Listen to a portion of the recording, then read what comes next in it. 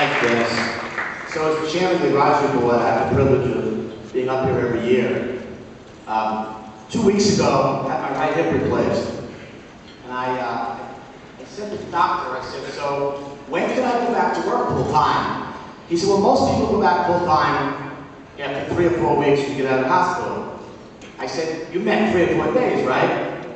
He said, no, 3 or 4 weeks. He said, you can't sit in a chair for more than 15 minutes at a time, and of course you can't go to the office.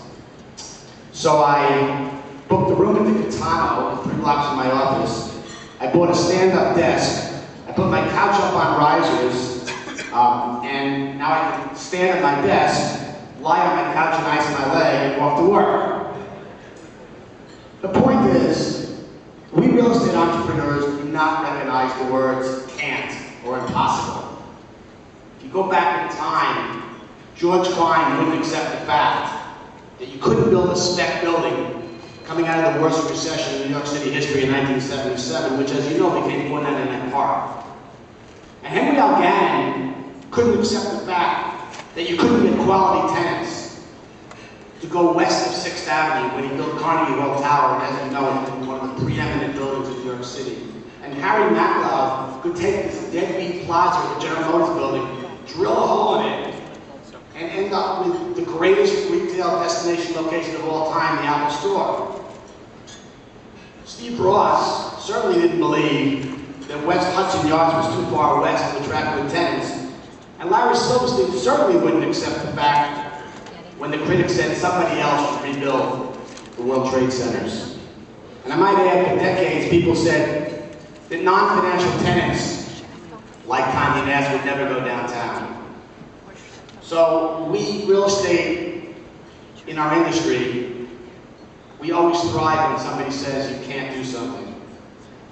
And these developers, these visionaries, these are the gifts that we give to the students at the Shack Institute. The gifts of wisdom and experience and foresight. Icons and visionaries who teach classes, who guest lecture, who serve on our conference panels and give us all this time. These are preeminent real estate people anywhere in the United States, and they are here helping our students in NYU. And that's why NYU delivers day in, day out, year after year, decade after decade, the best real estate education in the world. At this point, I get to say that in our audience is Scott Rippler's wife, Debbie, and I'd like her to stand up. And Scott's mom is also here.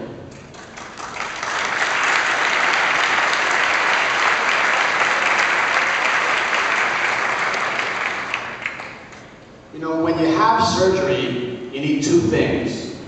You need a good surgeon and a great partner. And I have both. Now, my surgeon's not here tonight, but my wife Marjorie is here, and I'd like her to stand up. You have no idea what she put up in the last 2 weeks.